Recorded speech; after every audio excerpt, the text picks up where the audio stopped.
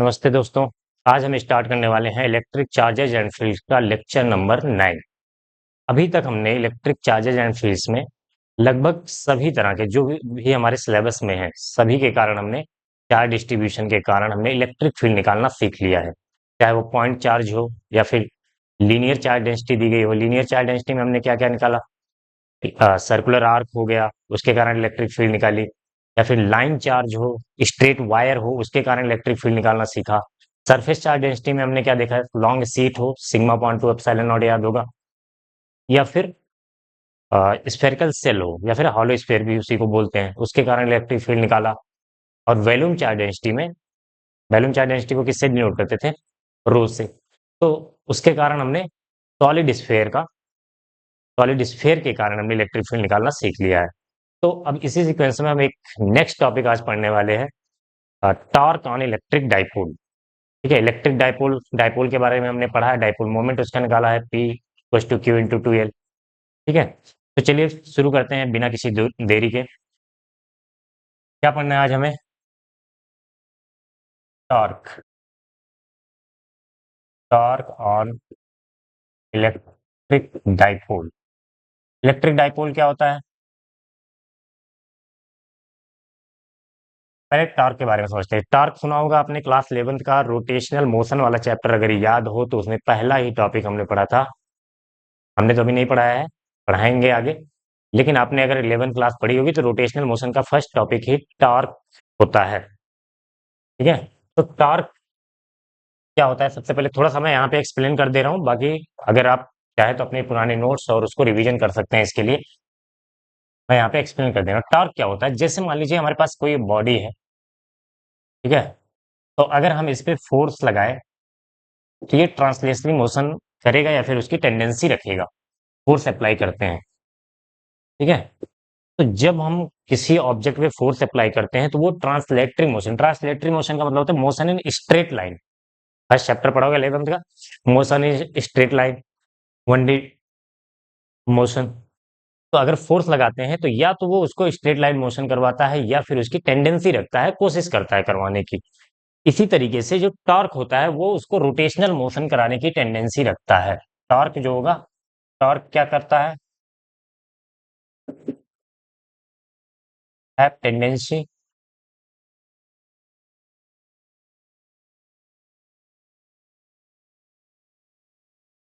Rotational motion.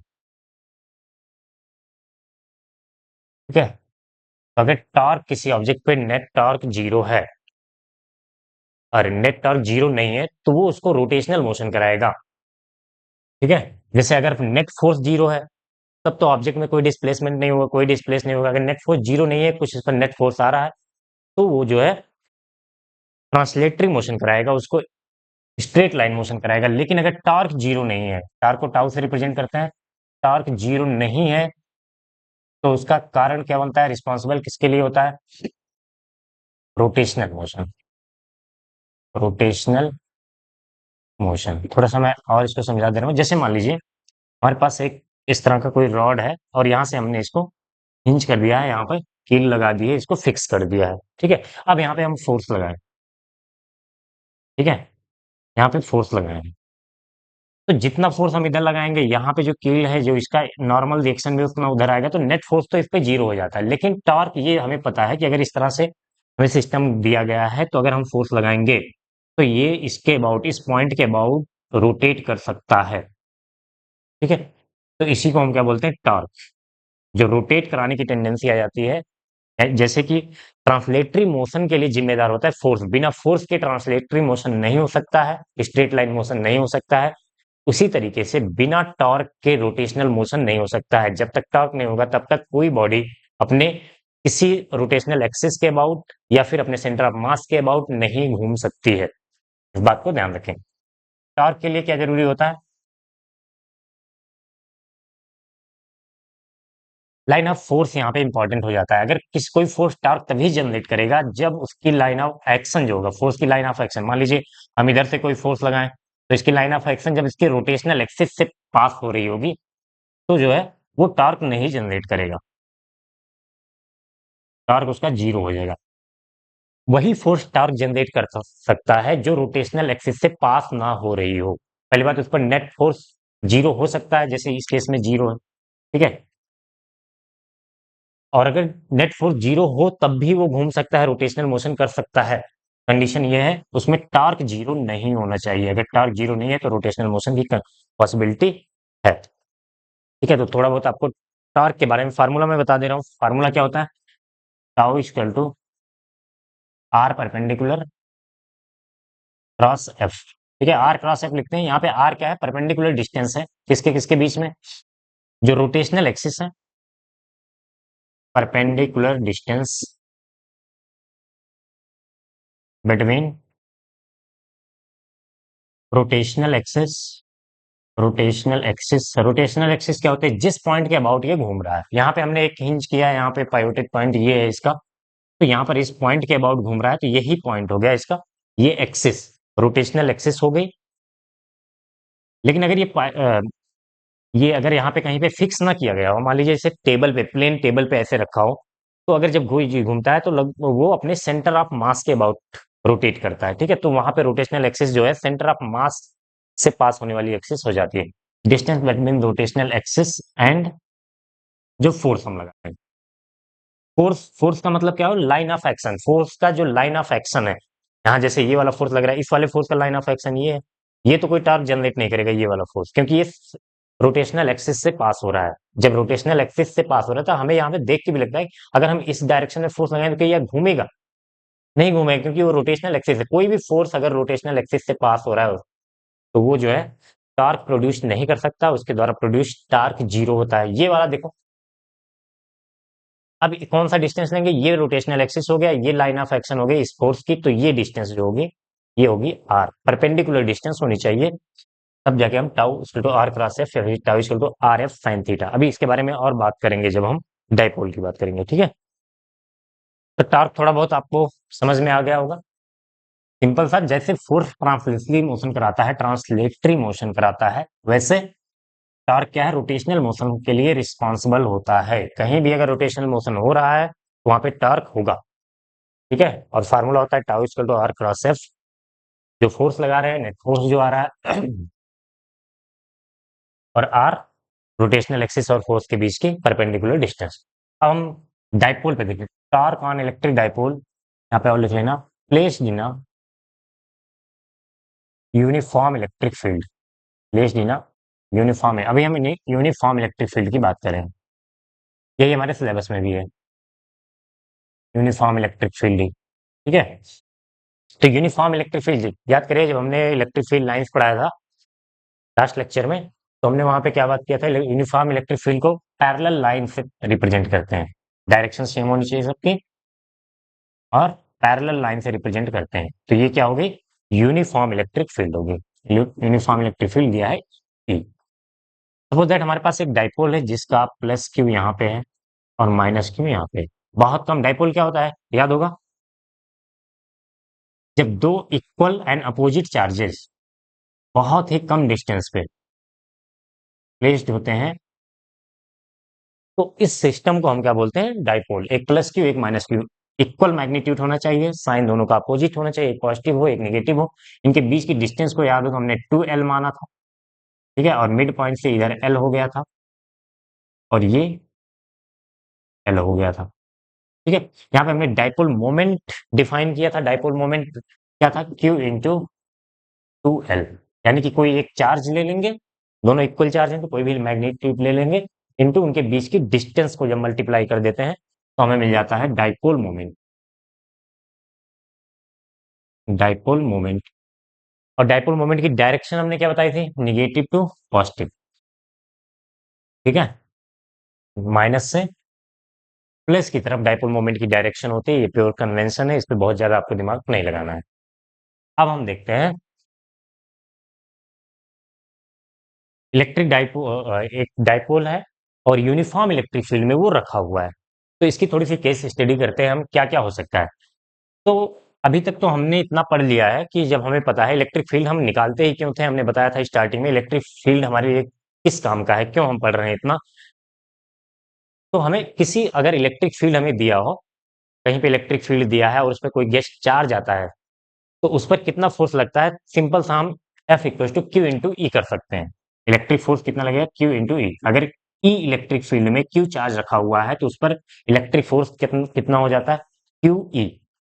ठीक है, तो इन दोनों चार्ज पे, ये दोनों इलेक्ट्रिक फील्ड में रखे हुए हैं दोनों चार्ज, तो इन पर हम फोर्स बता सकते हैं। तो इस पर कितना फोर्स लगेगा, क्यू इंटू ई। इस पर कितना फोर्स लगेगा, क्यू इंटू ई। लेकिन डायरेक्शन याद है आपको, डायरेक्शन कैसे, पॉजिटिव चार्ज अगर इलेक्ट्रिक फील्ड में रखा हुआ है, इसका उसको मैंने पूरा डिटेल में बताया था, लेकिन अभी मैं यहाँ पे बता रहा हूँ, या उसको आप दिमाग में बिल्कुल रट लीजिए कि अगर पॉजिटिव चार्ज इलेक्ट्रिक फील्ड में है तो इलेक्ट्रिक फील्ड की डायरेक्शन में उस पर फोर्स लगेगा, और अगर नेगेटिव चार्ज है तो इलेक्ट्रिक फील्ड के अपोजिट डायरेक्शन में। यानी कि ये पॉजिटिव चार्ज है तो इस पर एफ क्यू इंटू ई इधर लगेगा, कितना फोर्स लगेगा, Q into E in the direction of electric field, और माइनस इसमें Q into E opposite in the opposite direction of electric field लगेगा। ठीक है, तो अगर इसको हम एक सिस्टम कंसीडर करें, इस डाइपोल को, हालांकि बहुत छोटी डिस्टेंस होती है ये, ठीक है, तो इस पर जो नेट फोर्स की बात करें, नेट फोर्स कितना आ रहा है, देखिए दो फोर्स हैं इस पर, एक इधर लग रहा है F1, सपोज इसको बोल दे रहे हैं, इसको बोल दे रहे हैं हम F2। तो देख रहे हैं हम F1 इक्वल टू F2 आ रहा है, लेकिन डायरेक्शन अपोजिट है। ठीक है, तो इन दोनों का जब वेक्टर सम करेंगे और डायरेक्शन अपोजिट है तो दोनों एक दूसरे को कैंसिल कर देंगे, और नेट फोर्स कितना आ जाएगा, जीरो। तो इस केस में यूनिफॉर्म इलेक्ट्रिक फील्ड, अगर यूनिफॉर्म इलेक्ट्रिक फील्ड है तभी नेट फोर्स जीरो होगा, याद रखिएगा। क्योंकि जितनी इलेक्ट्रिक फील्ड यहाँ है, यूनिफॉर्म होने का क्या मतलब, हर जगह पे इस स्पेस में हर जगह पे इलेक्ट्रिक फील्ड सेम है। तो जितनी इलेक्ट्रिक फील्ड यहाँ है उतनी इलेक्ट्रिक फील्ड यहाँ है, चार्ज का मैग्नीट्यूड सेम है, तो क्यू इंटू ई जो होगा यहाँ पे वही क्यू इंटू ई यहाँ पे होगा, बस डायरेक्शन अपोजिट है। तो नेट फोर्स कितना हो जाएगा, नेट फोर्स ऑन डाइपोल कितना हो जाएगा, जीरो। ठीक है, तो नेट फोर्स जीरो होने का मतलब है यहाँ पे कोई ट्रांसलेटरी मोशन नहीं होगा, ये ना तो आगे जा सकता है ना तो पीछे। अगर एक सिंगल चार्ज होता तो जिस डायरेक्शन, अगर पॉजिटिव चार्ज है तो इलेक्ट्रिक फील्ड की डायरेक्शन में मूव करता है, नेगेटिव चार्ज है तो इलेक्ट्रिक फील्ड की अपोजिट डायरेक्शन में मूव करता है। ठीक है, इतनी बात हो गई, नेट फोर्स भी जीरो आ गया। नेट फोर्स जीरो कब होगा, इसके लिए कंडीशन यही है कि यूनिफॉर्म इलेक्ट्रिक फील्ड होना चाहिए, तभी हम नेट फोर्स जीरो करेंगे। नहीं तो अगर यहाँ अलग इलेक्ट्रिक फील्ड है, यहाँ इलेक्ट्रिक फील्ड अलग है, तो अलग अलग फोर्स आएगा, और अगर फोर्स की वैल्यू अलग अलग हो जाएगी तो इलेक्ट्रिक फील्ड जीरो नहीं होगी। तो एफ नेट कितना हो गया, जीरो हो गया, तो ट्रांसलेटरी मोशन नहीं होगा। ठीक है, अब हम बात करते हैं रोटेशनल मोशन, देख लेते हैं होता है कि नहीं। रोटेशनल मोशन कैसे होता है, अगर कोई टार्क आता है तो रोटेशनल मोशन होता है। तो टार्क निकालते हैं, टार्क ऑन डाइपोल। तो यहाँ पे देखिए जब फोर्स लग रहा है यहाँ पे, अगर कोई फ्री है, मैंने बताया था अगर जैसे ये पेन फ्री है यहाँ पे, फ्री है, तो अगर इस पर दो फोर्स लगे, एक इधर लग रहा है एक इधर लग रहा है, तो ये जब रोटेट करता है तो ये अपने सेंटर ऑफ मास के अबाउट रोटेट करता है। तो ये बिल्कुल इसके mid point centre of mass के अबाउट रोटेट करेगा। सेंटर ऑफ मास के कहाँ पे होगा, इसका कुछ मास होगा, इसका कुछ मास होगा, सेंटर ऑफ मास तो यहीं पे होगा। स्टार्टिंग में याद करिए, बताया था मैंने, charge can not exist without mass, charge कहीं पे होगा तो वहां पे मास होगा ही होगा। तो ये 2L डिस्टेंस मानते हैं हम, तो ये डिस्टेंस हो जाएगी L, और ये भी डिस्टेंस हो जाएगी L। ठीक है, दोनों distance L L mid point है, तो इक्वल हो जाएंगे। अब इस पर एक टॉर्क लगेगा, टॉर्क, टॉर्क की डायरेक्शन तो हमने नहीं बताया अभी, चलो डिस्कस कर लेते हैं। डायरेक्शन याद होगा आपको, मैक्सवेल्स स्क्रू रूल होता है, या फिर राइट हैंड पाम रूल से हम इसकी डायरेक्शन देख सकते हैं। अभी डायरेक्शन की बात करेंगे, यहाँ पे बहुत ज्यादा इंपॉर्टेंट है नहीं डायरेक्शन। तो नेट टॉर्क हम देखने जा रहे हैं, टॉर्क, टॉर्क को टाउ से रिप्रेजेंट करते हैं, और ये एक वेक्टर क्वांटिटी है, याद रखिएगा, टॉर्क ऑन डाइपोल। तो यहाँ पे हम देख रहे हैं दो फोर्स लग रहा है, एक इधर वाला जो फोर्स है इसको इधर घुमाने की कोशिश करेगा क्लॉकवाइज में, और ये वाला जो फोर्स है F2 उसको इधर घुमाने की कोशिश करेगा। ठीक है, तो दो फोर्स हैं तो दो टॉर्क बनेगा, एक इस F1 के कारण और एक F2 के कारण। अगर दोनों सेम डायरेक्शन, देखिए टॉर्क क्या है, वेक्टर क्वांटिटी है, तो वेक्टर एडिशन लेंगे। अगर दोनों सेम डायरेक्शन है, दोनों की टेंडेंसी एक ही डायरेक्शन में है घुमाने की, दोनों को ऐड कर देंगे। अगर अपोजिट है टेंडेंसी तो दोनों को सब्ट्रैक्ट कर देंगे। तो यहाँ पे हम देख रहे हैं ये वाला जो फोर्स होगा उसको इधर घुमाने की टेंडेंसी रखेगा, और ये वाला जो फोर्स है इसको इधर, तो दोनों क्लॉकवाइज आ रहे हैं कि नहीं। नहीं तो आप डायरेक्शन देख सकते हैं दोनों की, जैसे क्रॉस, चलिए अभी डायरेक्शन बाद में देखते हैं। ठीक है, अभी यहाँ इतना हमें समझ में आ रहा है कि दोनों की टेंडेंसी सेम है, तो दोनों को ऐड कर सकते हैं। टाउ नेट जो होगा, इसे हम बोल सकते हैं tau one plus tau two. ठीक है, नेट टॉर्क। तो टाउ वन कितना हो जाएगा, force into perpendicular distance. Force into perpendicular कहाँ से, रोटेशनल एक्सिस से। तो रोटेशनल एक्सिस से परपेंडिकुलर डिस्टेंस, अभी हमने मान लिया है ये एंगल थीटा मान लीजिए। ये एंगल थीटा किसके बीच में, इलेक्ट्रिक फील्ड और डाइपोल माइनस से प्लस की डायरेक्शन में होगा। डाइपोल की डायरेक्शन ये है, माइनस से प्लस। तो इधर डाइपोल है, डाइपोल मोमेंट, और ये इलेक्ट्रिक फील्ड। तो इलेक्ट्रिक फील्ड और डाइपोल मोमेंट के बीच एंगल दिया है हमें थीटा। ठीक है, तो परपेंडिकुलर डिस्टेंस कितना होगा, ये वाली डिस्टेंस होगी, ये हो गया रोटेशनल एक्सिस, और ये यहाँ पे हो गया लाइन ऑफ एक्शन, जो फोर्स का लाइन ऑफ एक्शन है। तो इधर फोर्स इधर लग रहा है, और रोटेशनल एक्सिस यहाँ पे है, तो इनके बीच परपेंडिकुलर डिस्टेंस यही तो है। तो ये वाली डिस्टेंस कितनी होगी, आप यहाँ पे लगाइए, साइन थीटा लगाइए, साइन थीटा, या फिर ऐसे कर दीजिए, ये वाली डिस्टेंस आ जाएगी एल कॉस थीटा। चाहे इसका कंपोनेंट एल का कर दीजिए, चाहे इस ट्रायंगल में परपेंडिकुलर डिस्टेंस लिया है तो साइन थीटा लगा दीजिए, परपेंडिकुलर अपॉन हाइपोटेन्यूज, तो ये परपेंडिकुलर हो जाएगा एल साइन थीटा। या फिर इधर करेंगे तो एल कॉस थीटा, ये वाला कंपोनेंट आ जाएगा एल साइन थीटा। तो जितना ये एल साइन थीटा, वही डिस्टेंस ये भी हो जाएगी एल साइन थीटा। जैसे चाहे आप चाहे कंपोनेंट करके कर लें, या फिर साइन थीटा लगा के, ट्रिग्नोमेट्री लगा के निकाल लें, जैसे आप चाहे। अब परपेंडिकुलर डिस्टेंस मिल गई, फोर्स मिल गया। ठीक है, तो ये वाला फोर्स हम लिखेंगे Q E L sine theta. ठीक है, प्लस टाउ। इसमें देखिए लाइन ऑफ एक्शन फोर्स की ये है, और यहाँ पे परपेंडिकुलर डिस्टेंस ये है। ठीक है, अगर ये थीटा है तो ये भी एंगल थीटा हो जाएगा। अगर ये थीटा है तो ये भी तो थीटा होगा। कैसे, करस्पॉन्डिंग एंगल, ध्यान देखिए ये पैरेलल इलेक्ट्रिक फील्ड है, करस्पॉन्डिंग एंगल से ये भी थीटा हो जाएगा। अब थीटा होगा तो ये भी एल साइन थीटा आ जाएगा, ये भी डिस्टेंस एल साइन थीटा हो जाएगा। तो इसके लिए भी फोर्स तो सेम है, Q E L sine theta. तो टाउ नेट जो हो गया कितना हो गया, two Q E L sine theta.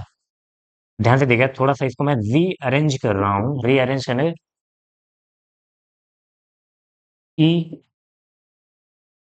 या फिर क्यू इंटू, टू को एल के साथ लिख दे रहा हूँ, two L E sine theta. तो दिख रहा है आपको यहाँ पे, क्यू इंटू टू एल क्या होता था, dipole moment, Q into two L. तो इसकी जगह पे हम पी लिख सकते हैं, dipole moment, Q net equal to P E sine theta. ये आ गया आपका torque on a dipole placed in uniform electric field. Uniform electric field में होगा तो उसके लिए ये फार्मूला आ गया। ठीक है, अब ये वेक्टर क्वांटिटी है, तो अगर हम वेक्टर क्वांटिटी की फॉर्म में लिखें इसे, टाउ पी क्रॉस, अभी क्रॉस हो गया डॉट, अभी मैं इनटू बोल दे रहा हूँ, पी ई साइन थीटा। अब वेक्टर क्वांटिटी देखा होगा हमने, मिनट, इन दोनों का मल्टीप्लीकेशन है पी ई का। तो दो पॉसिबिलिटी बनती है, या तो क्रॉस प्रोडक्ट होता है, एक एक होता है डॉट प्रोडक्ट। आपको याद होगा फार्मूला, अगर वेक्टर आपने 11th में पढ़ा है, तो दो तरह के प्रोडक्ट होते थे, एक क्रॉस प्रोडक्ट, एक डॉट प्रोडक्ट। क्रॉस प्रोडक्ट होता था वेक्टर प्रोडक्ट, उसको बोलते थे, डॉट को स्केलर प्रोडक्ट। कैसे डिफाइन करते थे, जब दो वेक्टर क्वांटिटी को मल्टीप्लाई करें हम, उनको मल्टीप्लाई करें, और जो उनको मल्टीप्लाई करने के बाद जो क्वांटिटी मिले वो भी वेक्टर क्वांटिटी हो, तो उसे हम वेक्टर प्रोडक्ट या क्रॉस प्रोडक्ट। अगर दो वेक्टर क्वांटिटी को मल्टीप्लाई करने के बाद एक स्केलर क्वांटिटी मिलती है, तो उसे हम डॉट प्रोडक्ट बोलते हैं या फिर स्केलर प्रोडक्ट। तो यहाँ पे देखिए पी क्या है, वेक्टर क्वांटिटी, ई क्या है, वेक्टर क्वांटिटी, टाउ जो आ रहा है वो, ये भी वेक्टर क्वांटिटी क्वांटिटी है, तो इसको क्रॉस प्रोडक्ट, तो इसको क्रॉस प्रोडक्ट के फॉर्म में लिखने का तरीका ये हो सकता है, टाउ लिख दे रहा हूं मैं। अब या तो दो कंडीशन यहाँ पे बनती है, पी क्रॉस ई लिखे हम, या फिर ई क्रॉस पी, ई क्रॉस पी। तो क्या कौन सा सही होगा, कौन सा सही होगा, तो देखिए टॉर्क की डायरेक्शन और पी क्रॉस ई या फिर ई क्रॉस पी की डायरेक्शन हम देख लेते हैं। अगर पी क्रॉस ई की जो डायरेक्शन आएगी वो टॉर्क से मैच करेगी, तो ये वाला सही हो जाएगा। अगर ई क्रॉस पी की जो डायरेक्शन आएगी, क्रॉस प्रोडक्ट में डायरेक्शन देखना जानते हैं, स्क्रू रूट, तो ये वाला मैच सही हो जाएगा। ठीक है, तो यहाँ पे हम रखते हैं रोटेशनल पॉइंट पे एक स्क्रू रखते हैं, ठीक है?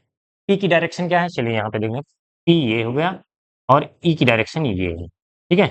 तो यहाँ पे अगर हम स्क्रू रख के इसको घुमाएँ, P से E, P क्रॉस E पहले हम चेक करते हैं, ठीक है? P से E, तो ये क्लॉकवाइज़ घुमा रहा है, ठीक है? तो ये क्लॉकवाइज़ घुमा रहा है और हमारा जो नेट टॉर्क आ रहा है, वो भी तो क्लॉकवाइज़ आ रहा है, यानी कि ये मैच कर रहा है उससे। P cross E, P cross E की जो डायरेक्शन आ रही है, वो क्लॉकवाइज़ आ रही है और हमारा नेट टॉर्क भी क्लॉकवाइज़ आ रहा था, तो ये वाला जो हो जाएगा P क्रॉस E, ये सही हो जाएगा हमारे पास, ये वेक्टर फॉर्म में आ गया, वेक्टर फॉर्म में हो गया, ठीक है? अगर हम E क्रॉस P निकालते हैं, E क्रॉस P, तो इधर जाता E से, देखो यहाँ पे पेंच रखते हैं और E से P घुमाते तब, एंटी क्लॉकवाइज घूमता ना, ये एंटी क्लॉकवाइज हो जाता, E क्रॉस P, जबकि हमारा जो टॉर्क की डायरेक्शन आ रही है वो क्लॉकवाइज घुमा रहा है, तो E क्रॉस P नहीं सही होगा, P क्रॉस E सही हो जाएगा, ठीक है? तो वेक्टर फॉर्म में भी इसको याद रख सकते हैं और स्केलर फॉर्म में भी हम इसको याद रख सकते हैं। आप इसको नोट कर लीजिए या फिर स्क्रीनशॉट ले लीजिए, ठीक है? रफ करें। अब थोड़ा सा इस पे और हम क्या कर सकते हैं, मैक्सिमम वैल्यू देख लेते हैं, मिनिमम वैल्यू देख लेते हैं, और ठीक है? तो नेट फोर्स जो है, जब अगर डाइपोल रखा हुआ है यूनिफॉर्म इलेक्ट्रिक फील्ड में, इस पे ट्रांसलेटरी मोशन ये आगे पीछे नहीं जाएगा, लेकिन एक टॉर्क आ रहा है, नेट टॉर्क, टॉर्क तो जीरो नहीं है, क्योंकि दोनों का टॉर्क, जो दोनों फोर्स हैं वो अपोजिट डायरेक्शन में है, लेकिन टॉर्क जो है सेम डायरेक्शन में आ रहा है, क्लॉकवाइज आ रहा है, तो दोनों क्लॉकवाइज में इसको रोटेट करने की टेंडेंसी रखेंगे।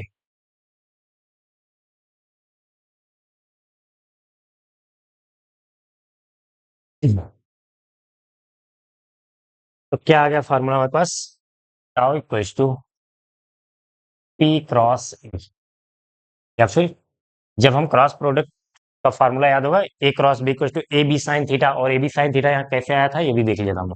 Tau equal to P E sine theta, ये हो गया हमारे पास ये वेक्टर वाला फार्मूला ये। अब जो है हम देखते हैं मैक्सिमम वैल्यू, मैक्सिमम टॉर्क कितना हो सकता है, मैक्सिमम वैल्यू ऑफ टॉर्क कितना हो सकता है मैक्सिमम वैल्यू। तो ध्यान से देखिए, पी जो हमारा, मैं बना दे रहा हूँ इधर, जो डाइपोल था उसका डाइपोल मोमेंट पी था, Q into two L, Q भी फिक्स है, टू एल उनके बीच की डिस्टेंस भी फिक्स है, तो पी तो कांस्टेंट हो गया। इलेक्ट्रिक फील्ड हमने यूनिफॉर्म लिया ही है, इलेक्ट्रिक फील्ड हमने यूनिफॉर्म लिया ही है, तो इलेक्ट्रिक फील्ड भी कांस्टेंट हो गई, बचा क्या, थीटा। थीटा क्या था, थीटा यहाँ पे ध्यान दीजिएगा, थीटा इज द एंगल, लिख लीजिएगा इसको, angle between, between dipole moment, यहाँ पे कंफ्यूजन होता है, dipole moment and electric field, and electric field. Theta क्या है, डायरेक्शन है किसके किसके बीच में, डाइपोल मोमेंट और इलेक्ट्रिक फील्ड के बीच में, ठीक है? मैक्सिमम कब, आप देखिए डिपेंड किस पे कर रहा है, थीटा पे, क्योंकि पी और ई दोनों हो गए कांस्टेंट। थीटा कब मैक्सिमम होगा, जब थीटा मैक्सिमम होगा, जब साइन थीटा मैक्सिमम होगा तो टॉर्क मैक्सिमम होगा, तो साइन थीटा मैक्सिमम कब होता है, 90 डिग्री पे, ठीक है? तो when theta equals to 90 degree, या फिर -1 होता है, देखो 90 पे 1 होता है, 270 पर -1 होता है, तो अगर 90 है, 90 पे क्या आ जाएगा, साइन 90 की वैल्यू 1, तो tau equal to P E, ये हो गई मैक्सिमम वैल्यू। अगर 90 नहीं 270 है, 270, अभी दोनों को मैं बना के दिखा दूंगा, दोनों का मतलब क्या होता है, तो 270 है, तो थीटा कितना, टाउ कितना हो जाएगा, -पी। अब ये मत समझिएगा कि ये मिनिमम है, ठीक है? बस इसकी डायरेक्शन चेंज है, यहाँ पे माइनस डायरेक्शन बता रहा है, अगर पॉजिटिव इधर डायरेक्शन में टॉर्क आ रहा है क्लॉकवाइज, तो नेगेटिव का मतलब एंटी क्लॉकवाइज हो जाएगा, ठीक है? लेकिन वैल्यू तो सेम है, दोनों को हम मैक्सिमम बोलेंगे, बस डायरेक्शन सेम है, ये अगर क्लॉकवाइज है तो ये एंटी क्लॉकवाइज हो जाएगा टॉर्क। अब देखते हैं 90 डिग्री का मतलब क्या हुआ, यानी कि डाइपोल और यहाँ पे -q, ये +q, डाइपोल, डाइपोल मोमेंट किधर हो जाएगा, माइनस से प्लस की तरफ, और इलेक्ट्रिक फील्ड किधर है, इधर गिवन है, तो ये 90 डिग्री का एंगल होगा, डाइपोल मोमेंट और डाइपोल मोमेंट और इलेक्ट्रिक फील्ड के बीच 90 डिग्री एंगल है, तो यहाँ पे जो है इधर फोर्स लगेगा, एक एक इधर लगेगा, मैक्सिमम टेंडेंसी होगी घुमाने की, मैक्सिमम टार्क यहाँ पे मिलता है। ये फार्मूले से भी देख सकते हैं आप, यहाँ से भी देख सकते हैं। ठीक। अब अगर हम 270 की बात करें, थीटा इक्वल टू 270 डिग्री का क्या मतलब है? ये हो गया 90 डिग्री वाला केस, इसमें मैक्सिमम टार्क मिल रहा है किधर, किस डायरेक्शन में मिल रहा है हमें, क्लॉकवाइज में। देखेंगे ये फोर्स इधर घुमाना चाह रहा है, ये फोर्स भी इधर, तो नेट टार्क जो होगा क्लॉकवाइज मिलेगा। ठीक है। अब हम 270 डिग्री की बात कर लेते हैं। थीटा अगर हमें 270 डिग्री गिवन हो, 270 डिग्री, 270 डिग्री कब आएगा? पॉजिटिव चार्ज नीचे आ जाएगा, नेगेटिव चार्ज ऊपर रहेगा। डायरेक्शन हम किधर से देखेंगे, याद रखिएगा, पॉजिटिव इलेक्ट्रिक फील्ड से, ऐसा नहीं करेंगे। अब इस बार इलेक्ट्रिक डाइपोल किधर हो जाएगा, डाइपोल की डायरेक्शन, डाइपोल मोमेंट की माइनस से प्लस नीचे की तरफ हो जाएगा। अब जो हम एंगल देखते हैं वो positive electric field positive direction से देखते हैं, इधर से, ये 90, ये 90, और फिर ये 90, ये 90, ये 90, तो 90 90 90 कितना हो गया ये टोटल? 270 डिग्री। इस बार क्या होगा, इस बार क्या होगा? माइनस पी आएगा, माइनस पी यहां से देख सकते हैं, निगेटिव चार्ज है, निगेटिव चार्ज पे फोर्स इलेक्ट्रिक फील्ड के अपोजिट डायरेक्शन में, पॉजिटिव चार्ज पे फोर्स इलेक्ट्रिक फील्ड की डायरेक्शन में। तो ये इस बार इसकी टेंडेंसी इधर घुमाने की है, इसकी टेंडेंसी इधर घुमाने की है, इसकी टेंडेंसी इधर है, इसकी टेंडेंसी इधर घुमाने की है। अब दोनों एक ही डायरेक्शन, तो एंटी क्लॉकवाइज घुमाएंगे। ठीक है। तो अगर हमने क्लॉकवाइज को पॉजिटिव बोला था, तो ये निगेटिव होगा, और फॉर्मूले में आ भी रहा है निगेटिव माइनस पीई, तो ये होगी मैक्सिमम वैल्यू। मिनिमम वैल्यू कब होगी, नोट कर लीजिए इसको। फिर मिनिमम वैल्यू की बात करते हैं, मिनिमम वैल्यू कितनी होगी?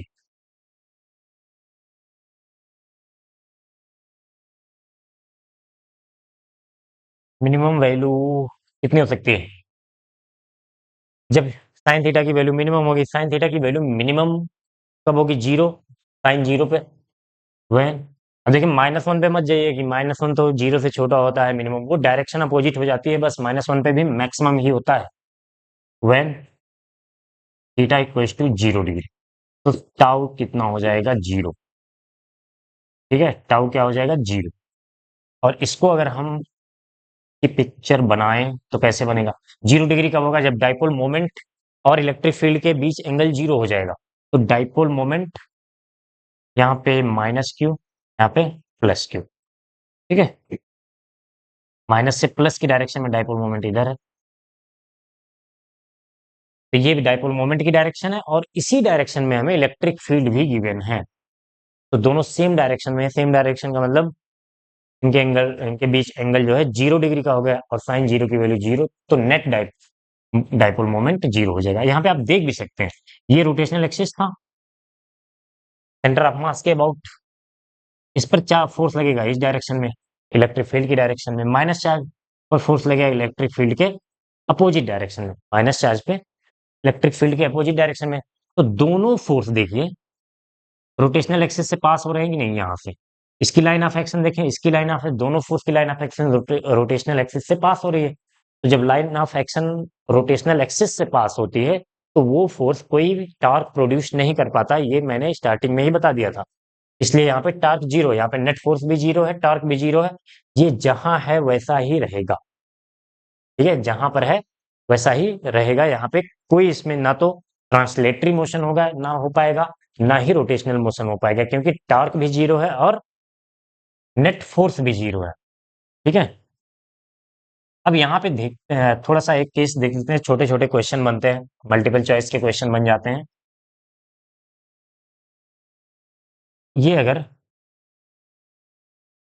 अच्छा ये एक और आता है, जीरो पे तो साइन, साइन जीरो पे तो थी इसकी वैल्यू जीरो होती ही है, एक 180 पर भी होती है, theta equal to 180 degree, sine 180 की भी वैल्यू जीरो होती है। 180 कब बनेगा? जब दोनों अपोजिट डायरेक्शन में होंगे, यानी कि प्लस क्यू इधर आ जाएगा, माइनस क्यू इधर आ जाएगा, तो माइनस से प्लस पी, पी की डायरेक्शन इधर हो गई इस डायरेक्शन में, और ई की डायरेक्शन इधर है, दोनों एक दूसरे के अपोजिट है, इधर हो गया पी, इधर हो गया ई।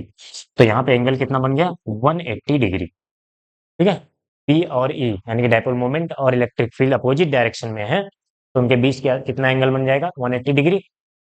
अब भी साइन 180 की वैल्यू जीरो होती है, तो टार्क जीरो होगा। लेकिन दोनों में डिफरेंस क्या है, चलिए यहाँ पे बना दे रहे हैं।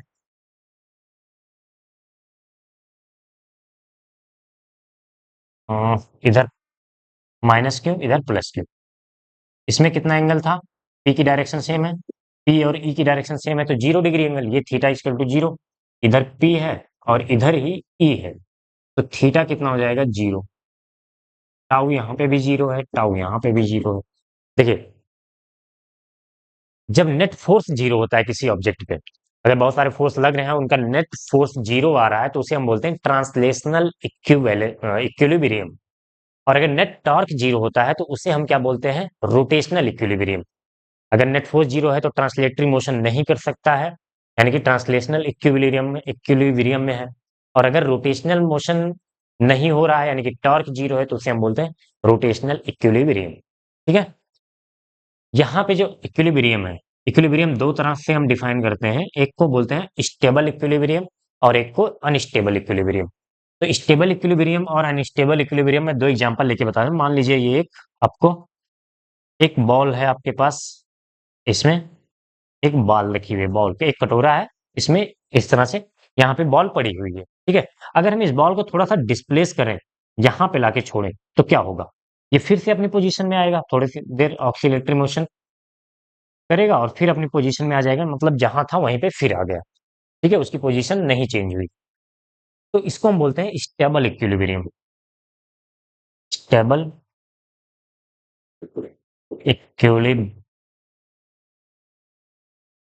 इक्विलिब्रियम। ठीक है। अगर इसी बॉल को हम उल्टा कर दें और यहाँ पे बॉल रख दें, इसको थोड़ा सा अगर हम डिस्प्लेस करेंगे, तो ये इधर की तरफ चला जाएगा, फिर वापस कभी यहाँ पर नहीं आएगा। ठीक है। अभी ये भी यहाँ पे रुका हुआ है, इस पर net force net torque zero है। ये भी यहाँ पर रुका हुआ था, net force net torque zero था। लेकिन जैसे इसको जरा सा हमने डिस्प्लेस किया, तो ये आ गया यहाँ पे, फिर अपनी पोजीशन में नहीं आया। इसको डिस्प्लेस किया, ये फिर से अपनी पोजीशन में आ गया, तो इसको हम बोलेंगे स्टेबल इक्विलिब्रियम। इसको क्या बोलेंगे, अनस्टेबल। Unstable equilibrium.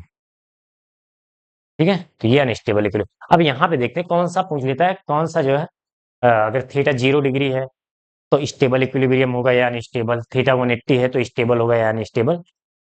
देख लेते हैं। हम क्या करेंगे, इसको अपने पोजीशन से डायपोल को थोड़ा सा रोटेट कराएंगे। ठीक है, क्योंकि ट्रांसलेटरी मोशन तो नहीं हो सकता, क्योंकि यूनिफॉर्म इलेक्ट्रिक फील्ड में है, तो नेट फोर्स जीरो होगा, ट्रांसलेटरी मोशन देखने की जरूरत भी नहीं है, नेट फोर्स जीरो होगा। हम रोटेशनल मोशन देख लेते हैं। अगर इसको हम थोड़ा सा इस तरह से डिस्प्लेस करें, माइनस क्यू यहाँ पे आ गया और प्लस क्यू इधर। ठीक है। माइनस क्यू इधर आ गया, प्लस क्यू इधर आ गया, तो इस पर फोर्स इधर लगेगा, प्लस क्यू पर इधर। तो जैसे ही हमने इसको थोड़ा सा डिस्प्लेस किया, रोटेट किया, तो इस पर एक नेट टॉर्क आ गया, जो कि यहाँ पे टॉर्क जीरो था, वो अब टॉर्क आ गया, और टॉर्क की डायरेक्शन किधर है, एंटी क्लॉकवाइज, यानी कि ये इसको इधर घुमाएगा, एंटी क्लॉकवाइज घुमाएगा। एंटी क्लॉकवाइज घुमाएगा, यानी कि ये अपने स्टेबल जो इक्विलिब्रियम था उससे दूर जा रहा है। ठीक है। तो ये कैसा इक्विलिब्रियम बनेगा, अनस्टेबल इक्विलिब्रियम। Unstable equilibrium. ठीक है। इसको जरा सा रोटेट कराइए थोड़ा सा। इसको जब रोटेट कराएंगे, इस पोजीशन में मान लो हमने लाया, यहाँ पे प्लस क्यू है और यहाँ पे माइनस क्यू है। ठीक है। ये प्लस क्यू है, मान प्लस क्यू पर फोर्स लगेगा इस डायरेक्शन में, माइनस क्यू पर फोर्स लगेगा इस डायरेक्शन में। तो दोनों क्या है, क्लॉकवाइज, यानी कि जहां से हमने डिस्प्लेस किया उसी डायरेक्शन में फिर से लाने की कोशिश कर रहा है ये टॉर्क। जो टॉर्क यहाँ पे जनरेट हो रहा है, वो क्या कर रहा है, फिर से उसी पोजीशन में लाने की कोशिश कर रहा है, जैसे इसमें था। जिस इसको हमने डिस्प्लेस किया, फिर से उसी पोजीशन में आ गया, तो ये क्या बन जाएगा, स्टेबल इक्विलिब्रियम। इक्विलिब्रियम। ठीक है। तो स्टेबल इक्विलिब्रियम और अनस्टेबल इक्विलिब्रियम समझ में आ गया होगा। अब जो है हम नेक्स्ट टॉपिक शुरू करते हैं।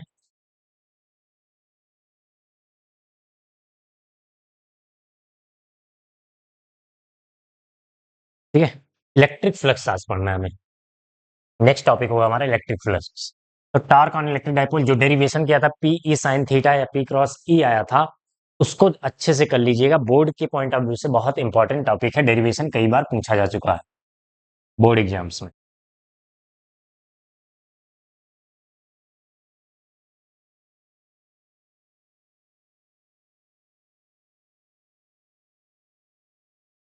तो हमें क्या पढ़ना है? Electric flux.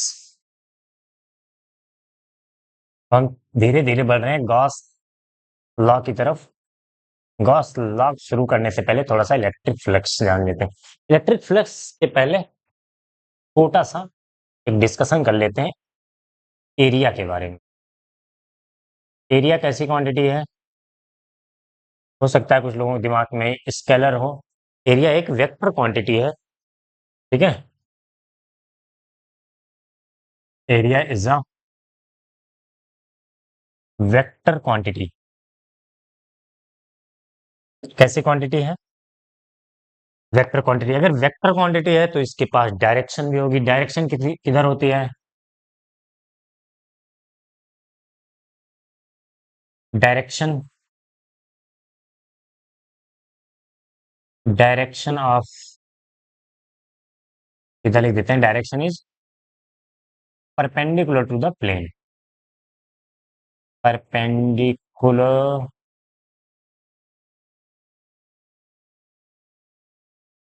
To the plane. Direction किधर होगा? प्लेन के परपेंडिकुलर होगा। जैसे मान लीजिए हम, हमारे पास एक टेबल है या फिर आपकी बुक है, उसके कवर का जो एरिया है, वो एरिया एक वेक्टर क्वांटिटी है। अभी तक देखने में तो हमें लगता है इसकी क्या डायरेक्शन होगी, लेकिन एरिया क्या है? एक वेक्टर क्वांटिटी है और उसकी डायरेक्शन है परपेंडिकुलर टू द प्लेन, ठीक है। यहाँ पे एज ए जनरली हम जहां भी एरिया निकालते हैं हम उसको स्केलर क्वांटिटी ही ट्रीट करते हैं, एज ए स्केलर क्वांटिटी ही ट्रीट करते हैं। लेकिन फ्लक्स के टाइम पे एरिया को वेक्टर क्वांटिटी ट्रीट करते हैं, ठीक है। तो हम vector quantity overall vector quantity ही बोलेंगे। तो डायरेक्शन किधर होगी? जैसे मान लीजिए ये मेरा हाथ है, ये एक इसका कुछ एरिया है, इसकी डायरेक्शन हम पूछे तो इसके परपेंडिकुलर, चाहे ऊपर ले लीजिए आप या फिर नीचे भी ले सकते हैं, इस प्लेन के परपेंडिकुलर लेना है हमें, ठीक है। Perpendicular to the plane. तो जैसे मैं एक यहाँ पे एरिया बनाऊं, तो इसकी डायरेक्शन किधर हो जाएगी? ये एक पूरा एरिया है, इसकी डायरेक्शन परपेंडिकुलर, चाहे इधर बना लीजिए आप और चाहे इधर भी ले सकते हैं। कब किधर लेंगे, कब किधर लेंगे, वो आगे हम डिस्कस करेंगे, डिपेंड करेगा हमारे इलेक्ट्रिक फील्ड पे, हमें जिधर जरूरत होगी। इलेक्ट्रिक फील्ड की डायरेक्शन में एरिया वेक्टर को हम मानते हैं। तो अभी के लिए एरिया वेक्टर समझ में आ गया क्या है? वेक्टर क्वांटिटी है, ठीक है। और डायरेक्शन बहुत इंपॉर्टेंट है इसका, तो डायरेक्शन दिमाग में बैठा लीजिए, परपेंडिकुलर टू द प्लेन, ठीक है। Perpendicular to the plane. अगर ये एक सिंगल सीट है या फिर कोई सिंगल, अगर क्लोज सरफेस हो, अगर कोई क्लोज सरफेस हो, ये तो हो गया 2D। कोई 2D फिगर है, 2 डायमेंशन में है, जैसे मेरा ये हाथ हो गया, ठीक है। तो इसकी डायरेक्शन आउटसाइड द प्लेन ऐसे, या फिर इधर भी कर सकते हैं हम, परपेंडिकुलर टू द प्लेन। लेकिन अगर फॉर क्लोज सरफेस देख लेते हैं, फॉर क्लोज्ड सरफेस, यानी कि 3D, कोई 3D फिगर दिया हो। 3D फिगर क्या होता है? क्यूब हो गया, क्यूबॉइड हो गया, कोई स्फेयर हो गया, इन सब की जो है, ये हो गया क्लोज सरफेस, यानी कि ये 3D फिगर है, 3 डायमेंशनल फिगर है। तो इसमें जो होगा एरिया वेक्टर, इसमें कितनी सरफेस है? क्यूब हमने बनाया है, तो क्यूब में कितनी सरफेस होती है? कितनी सरफेस होती है? एक ये हो गया, एक ये इसके इधर वाला हो गया, पीछे वाला, एक आगे वाला। तो इस तरह से आप 6 सरफेस होते हैं। लेकिन आप किसी भी एक सरफेस, मान लीजिए ये जो सामने वाला सरफेस है, इसकी हम एरिया की बात करें, एरिया वेक्टर किधर होगा? तो ये हमेशा आउटसाइड होगा, ठीक है। स्फेयर या फिर क्यूब के जो है आउटसाइड द प्लेन होगा, परपेंडिकुलर तो होगा ही होगा, outside to the cube.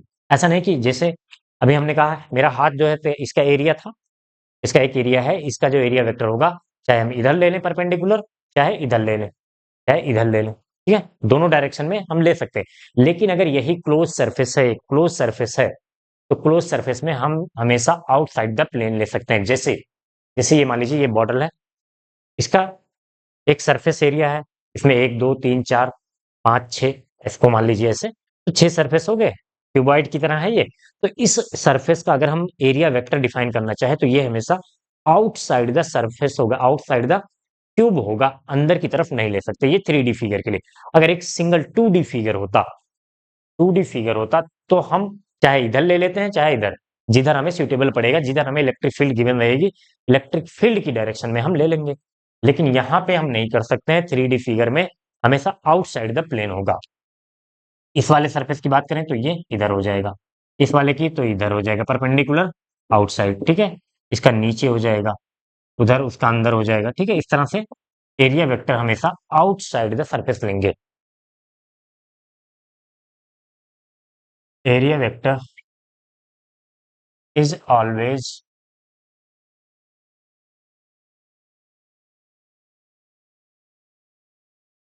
Outside, outside और परपेंडिकुलर तो होगा ही टू द सरफेस। ये किसके लिए है? ये किसके लिए है? क्लोज सरफेस के लिए, ठीक है। क्लोज्ड सरफेस के लिए है ये।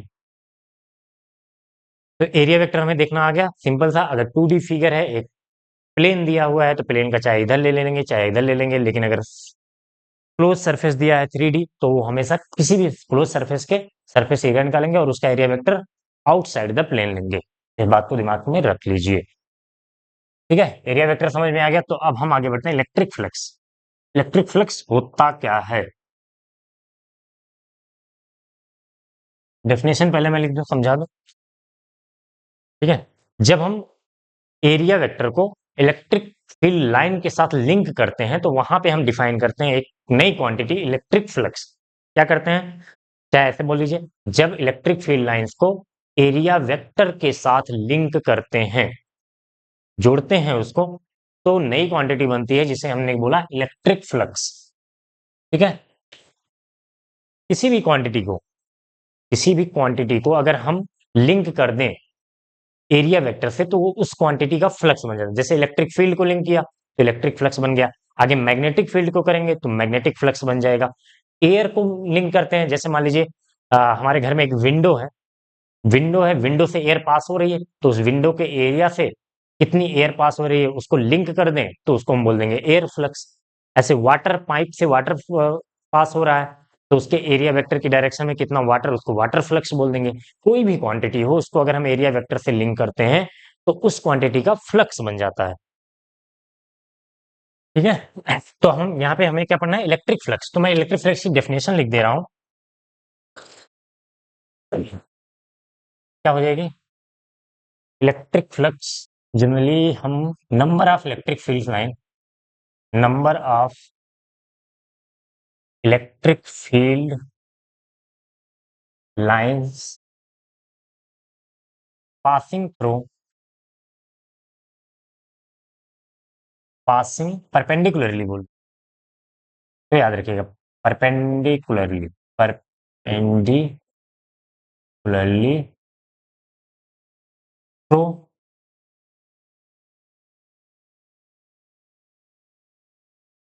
Through a plane, number of electric field line passing perpendicularly through a plane, इसी को हम बोलते हैं, is called electric flux. Electric flux, electric flux को हम डिनोट करते हैं फाई से, ठीक है, या फिर फाई ई लिख देते हैं, क्योंकि आगे मैग्नेटिक फ्लक्स आएगा तो वहां पे हम मैग्नेटिक फ्लक्स पढ़ेंगे। अभी फाई लिख दे रहे हैं, दोनों में डिफरेंशिएट करने के लिए मैग्नेटिक फ्लक्स को फाई बी से लिखते हैं और इलेक्ट्रिक फ्लक्स को फाई ई से लिखते हैं, ठीक है।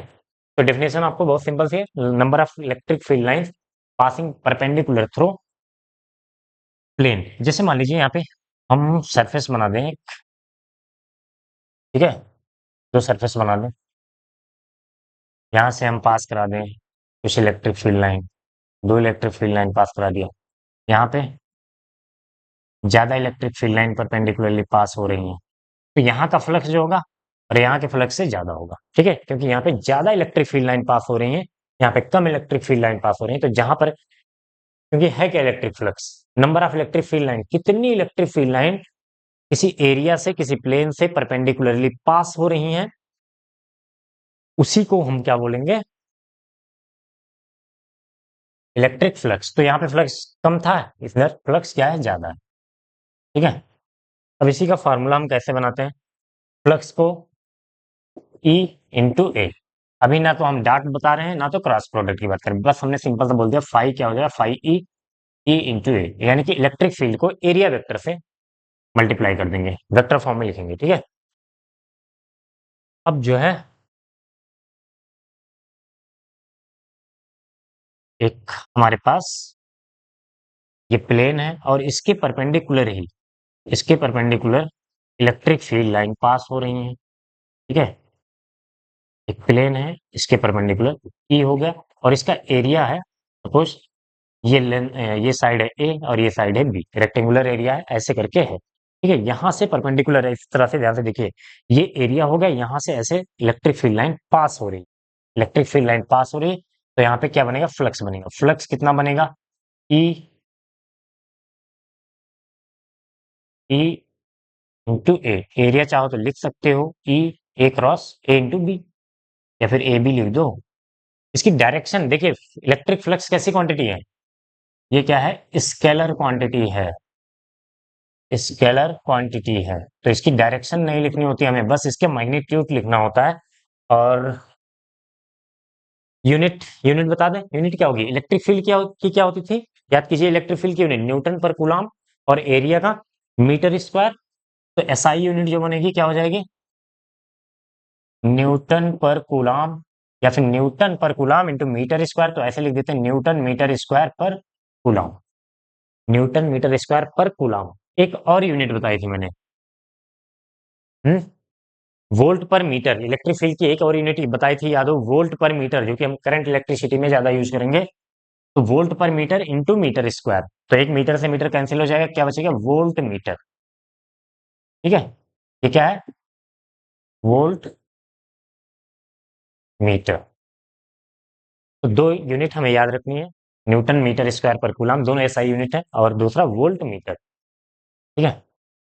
ये तो सिंपल सा केस दिया, जिस देखिए इलेक्ट्रिक फील्ड फ्लक्स कैसे लिखेंगे, एक तो एरिया वेक्टर और इलेक्ट्रिक फील्ड का मतलब दोनों सेम डायरेक्शन में होनी चाहिए, यहाँ पे दोनों सेम डायरेक्शन में होनी चाहिए। इसका मतलब क्या हुआ, ध्यान से समझिएगा, कि जब भी हम मल्टीप्लाई कर रहे हैं, फ्लक्स निकाल रहे हैं, इलेक्ट्रिक फील्ड और एरिया का मल्टीप्लीकेशन कर रहे हैं, तो ये ध्यान रखना है कि इलेक्ट्रिक फ्लक्स और एरिया दोनों सेम डायरेक्शन में होने चाहिए, ठीक है। यहाँ पर सेम डायरेक्शन में एरिया नहीं, एरिया वेक्टर हम बोलेंगे, एरिया वेक्टर के डायरेक्शन में इलेक्ट्रिक फील्ड लाइंस होनी चाहिए, दोनों एक तो इलेक्ट्रिक फील्ड लाइन है और दूसरा एरिया वेक्टर, दोनों अगर सेम डायरेक्शन में, दोनों को सिंपल सा मल्टीप्लाई कर देंगे हम, तो हमें मिल जाएगा फ्लक्स। अगर सेम डायरेक्शन में नहीं है तो क्या करेंगे, तो इसको ऐसे बना लीजिए, सपोज दैट हमने, हमारे पास ये प्लेन है, ठीक है, ये प्लेन है ए और ये साइड है बी। इस बार इलेक्ट्रिक फील्ड लाइन कुछ इस तरह की है, और एरिया वेक्टर तो परपेंडिकुलर बाहर की तरफ इधर होगा, और इलेक्ट्रिक फील्ड लाइन इधर जा रही है, इलेक्ट्रिक फील्ड लाइन इधर जा रही है, इलेक्ट्रिक फील्ड लाइन ऐसे जा रही है, एरिया वेक्टर तो परपेंडिकुलर ही होगा, ऐसे है ये प्लेन, इलेक्ट्रिक फील्ड लाइन ऐसे जा रही है और एरिया वेक्टर इसके बाहर, तो कैसे करें, मान लीजिए एंगल दिया है थीटा, तो अब या तो आपके पास दो ऑप्शन है, या तो इलेक्ट्रिक फील्ड का कंपोनेंट कर लीजिए, इधर आएगा ई कॉस थीटा और इसके परपेंडिकुलर आएगा ई साइन थीटा, तो मैं इलेक्ट्रिक फील्ड का कंपोनेंट कर ले रहा हूँ, जो इलेक्ट्रिक फील्ड का एक कंपोनेंट इधर आएगा वो कितना आएगा, ई कॉस थीटा, जिधर एंगल है उधर कॉस थीटा, उसके परपेंडिकुलर आएगा ई साइन थीटा। अब जो है दो इलेक्ट्रिक फील्ड हमारे पास होंगे, ये ई वाली को हमने हटा दिया, इसका दो कंपोनेंट कर लिया, एक ई कॉस थीटा है, एक ई साइन थीटा। तो अब हमें कौन सी इलेक्ट्रिक फील्ड लेंगे फ्लक्स निकालने के लिए, हमें तो ओवरऑल फ्लक्स ही निकालना है, तो मैंने अभी भी कहा, जो इलेक्ट्रिक फील्ड एरिया वेक्टर के डायरेक्शन में होगी उन्हीं दोनों को मल्टीप्लाई कर देना है, तो देखिए ई कॉस थीटा एरिया वेक्टर के डायरेक्शन में है, और ई साइन थीटा एरिया वेक्टर के परपेंडिकुलर है, ठीक है। वैसे भी हम देख सकते हैं, यहाँ पे मान लीजिए ऐसे था मेरा, ठीक है, इधर से ऐसे इलेक्ट्रिक फील्ड लाइन जा रही थी, इलेक्ट्रिक फील्ड लाइन इधर जा रही थी ऐसे ऊपर की तरफ ऐसे, देखिए ये, ठीक है। तो जब इसका कंपोनेंट किया तो ई कॉस थीटा ये वाला है, ई कॉस थीटा ये वाला है, ई साइन थीटा। और इलेक्ट्रिक फ्लक्स की बेसिक डेफिनेशन क्या थी, number of electric field line passing perpendicularly through the plane, तो ये वाली तो उसके पैरेलल होगी प्लेन के, ये तो कोई इलेक्ट्रिक फ्लक्स नहीं बनाएगा जो ई साइन थीटा आ रहा है, जो ई कॉस थीटा आ रहा है वो परपेंडिकुलर जा रहा है, तो ई कॉस थीटा और एरिया वेक्टर को मल्टीप्लाई कर देंगे, आ जाएगा फ्लक्स। तो ई कॉस थीटा या फिर ई ए कॉस थीटा ऐसे लिख दे रहे हैं direct, E cos theta into A cos theta. अब डॉट प्रोडक्ट आपने पढ़ा होगा, ए डॉट बी, दो वेक्टर का डॉट प्रोडक्ट क्या होता है, A B cos theta. Class 11 में पढ़ा होगा डॉट प्रोडक्ट, स्केलर प्रोडक्ट। जब दो वेक्टर क्वांटिटी को मल्टीप्लाई किया जाए और उनका रिजल्टेंट जो है मल्टीप्लाई करने के बाद एक स्केलर क्वांटिटी आए, तो उसको डॉट प्रोडक्ट या स्केलर प्रोडक्ट बोलते हैं। तो ई वेक्टर क्वांटिटी है, एरिया वेक्टर क्वांटिटी है, और फ्लक्स क्या है, स्केलर क्वांटिटी है। तो ये कौन सा डॉट प्रोडक्ट हो जाएगा, तो इसको हम लिख सकते हैं ई डॉट ए। ठीक है, इसमें ए डॉट ई या ई डॉट ए का कोई चक्कर नहीं है, क्योंकि ये फ्लक्स क्या है, स्केलर क्वांटिटी है, इसकी कोई डायरेक्शन नहीं होती। ठीक है, ये मत सोचिएगा कि इलेक्ट्रिक फील्ड इधर है, फ्लक्स एरिया इधर है, तो फ्लक्स की डायरेक्शन भी इधर ही हो जाएगी। फ्लक्स की कोई डायरेक्शन नहीं है अपनी, वो number of electric field line है, एक नंबर है। ठीक है, हमें आइडिया दे रहा है कि किसी प्लेन से कितनी इलेक्ट्रिक फील्ड लाइन पास हो रही है, किसी से कम होंगी, किसी से ज्यादा होंगी। बात समझ में आई?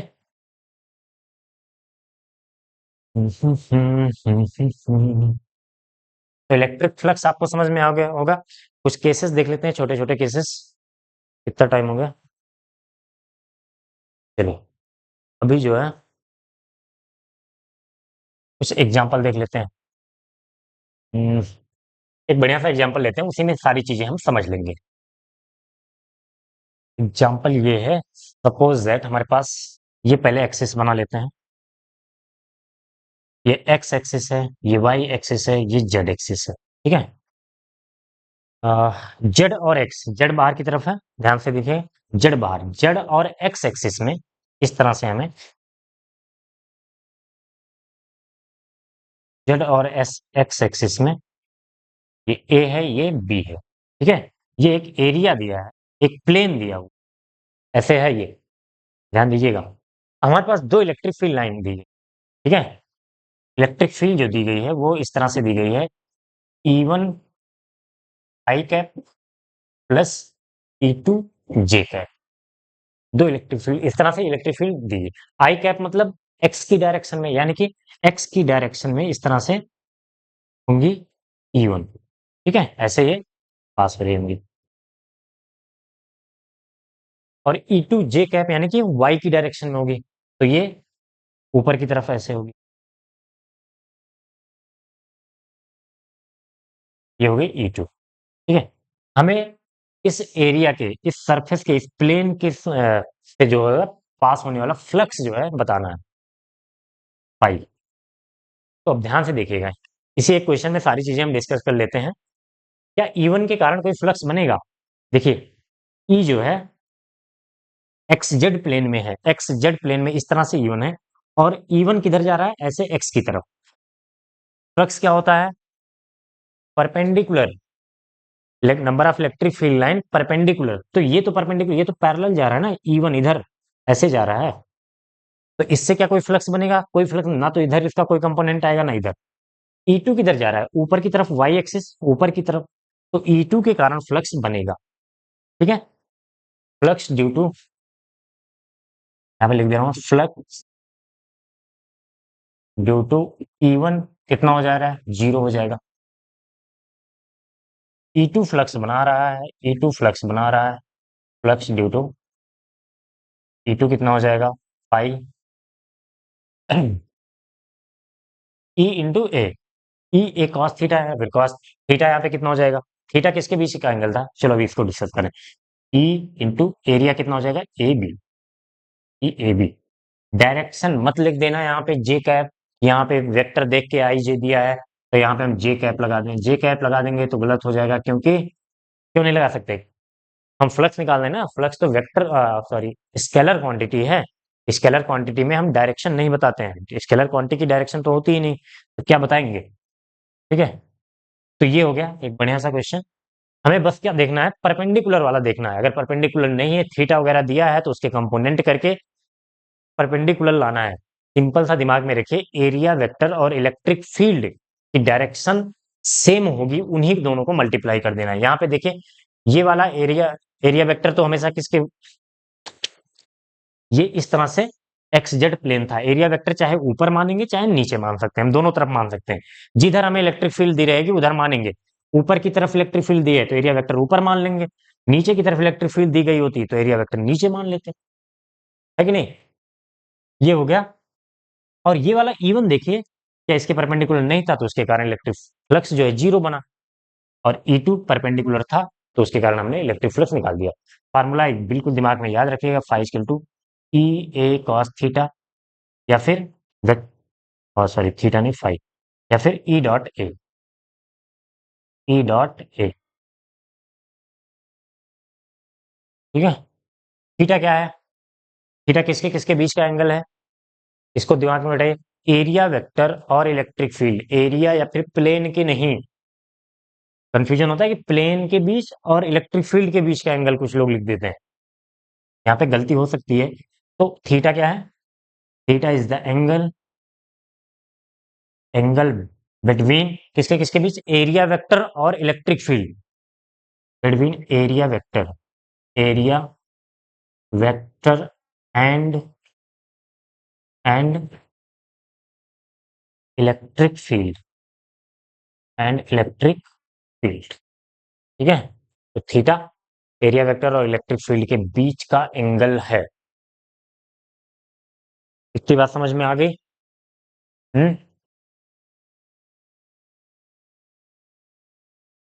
तो इस तरह से आपको अलग अलग एरिया दे दिया जाए और उससे इलेक्ट्रिक फील्ड दे दिया जाए, तो अगर इलेक्ट्रिक फील्ड और एरिया वेक्टर सेम डायरेक्शन में, सिंपल सा दोनों को मल्टीप्लाई कर देना है। अगर उनके बीच कुछ एंगल वगैरह दिया गया है तो उसका कंपोनेंट चाहे इलेक्ट्रिक फील्ड का कंपोनेंट कर लीजिए आप, और चाहे चाहे इलेक्ट्रिक फील्ड का कंपोनेंट कर लेंगे, चाहे एरिया वेक्टर का कंपोनेंट। बस हमें शर्त ये है कि दोनों सेम डायरेक्शन में होनी चाहिए, electric field and area vector should be in same direction, ठीक है। फार्मूले याद रखिए, यूनिट याद रख सकते हैं। अब हम कुछ 3D फिगर से, अब ठीक है, इस पे बहुत ज्यादा एग्जांपल मैं नहीं कराने वाला हूँ, गॉस थ्योरम पढ़ेंगे तो इलेक्ट्रिक फ्लक्स पढ़ इसलिए रहे हैं क्योंकि इलेक्ट्रिक फ्लक्स पे ही पूरा डिपेंड है गॉस थ्योरम। इलेक्ट्रिक फ्लक्स से ही, गॉस थ्योरम पढ़ने के लिए हमें इलेक्ट्रिक फ्लक्स आना चाहिए, तो थोड़ा बहुत तो आइडिया लग ही गया होगा आपको।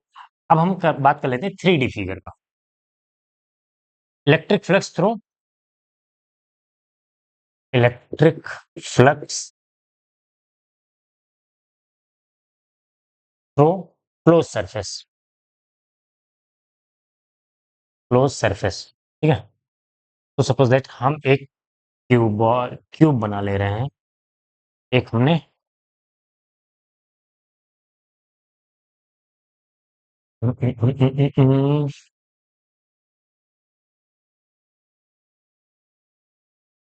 ये हमने एक क्यूब बना लिया, ठीक है।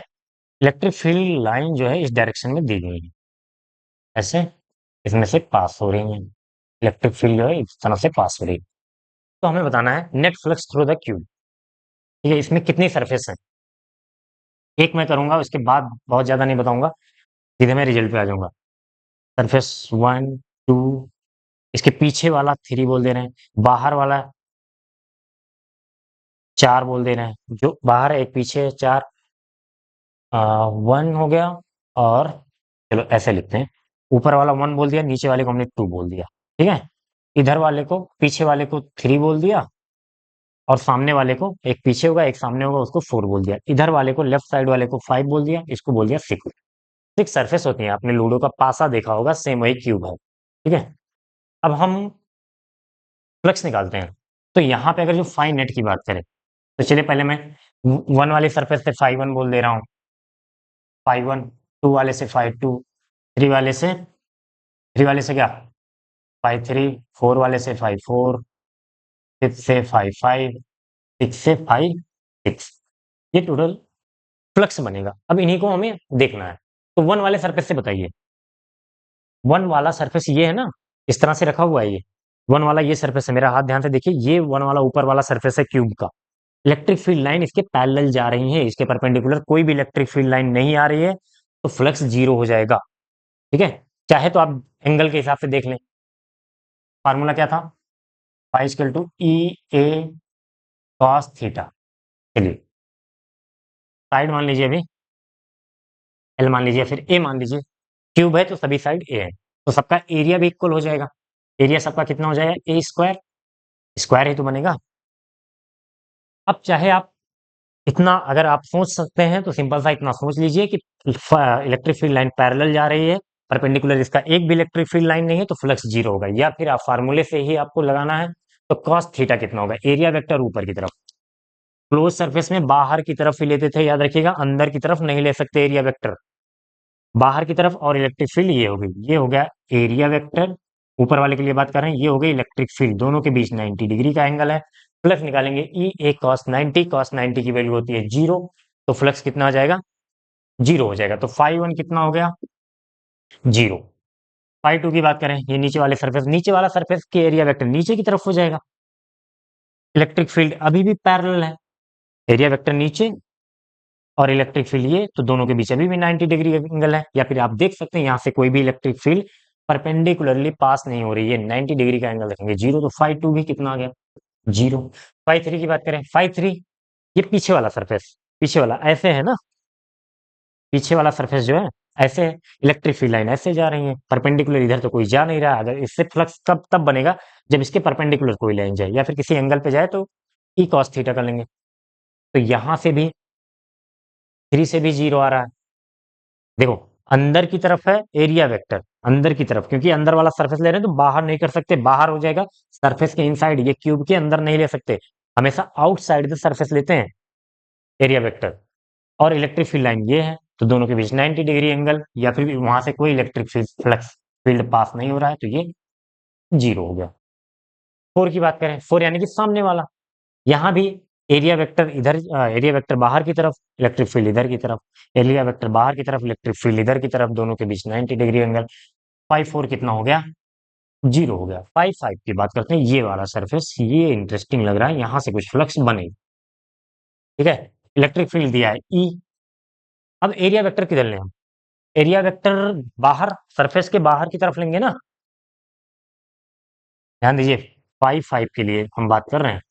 ये एरिया वेक्टर किधर बनेगा, इधर, ये वाला सरफेस है, ये ऐसे है, एक सरफेस इधर होगा, तो इसका एरिया वेक्टर इधर नहीं ले सकते हैं। अगर एक सिंगल प्लेन दिया होता तो हमेशा हम एरिया वेक्टर इलेक्ट्रिक फील्ड की लाइन में लेते हैं, जिधर इलेक्ट्रिक फील्ड की डायरेक्शन होगी उधर एरिया वेक्टर लेके दोनों को मल्टीप्लाई कर देते हैं। लेकिन अगर 3D सरफेस है, क्लोज सरफेस है, तो उसका area vector outside the surface होता है, इनसाइड नहीं ले सकते हैं। तो एरिया वेक्टर तो इधर हो गया, इलेक्ट्रिक फील्ड किधर है, इस डायरेक्शन में, तो इलेक्ट्रिक फील्ड यहाँ पे होगी। दोनों के बीच एंगल कितना है, 180 डिग्री, दोनों अपोजिट डायरेक्शन में जा रहे हैं, स्ट्रेट लाइन है, तो 180 डिग्री। तो जब सर फ्लक्स निकालेंगे तो कितना हो जाएगा, phi net, zero plus zero plus zero plus zero, चारों जीरो हो गए।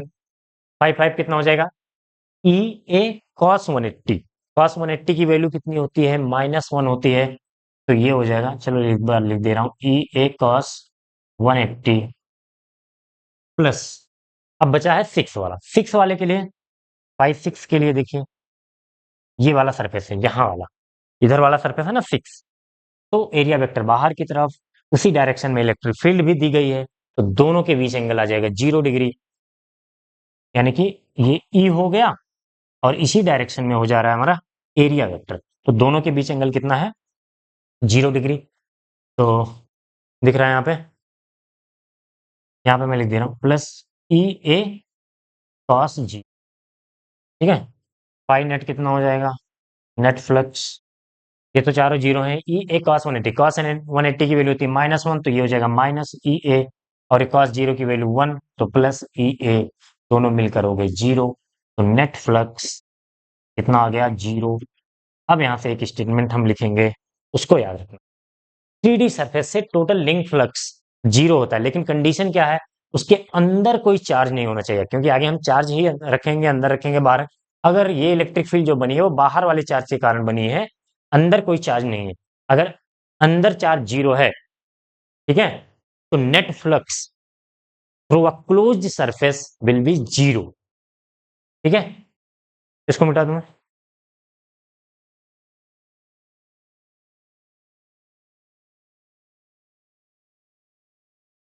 If Q inside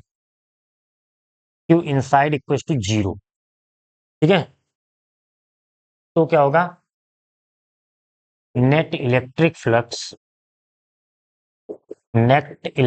flux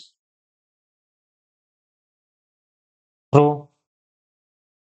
a closed surface a closed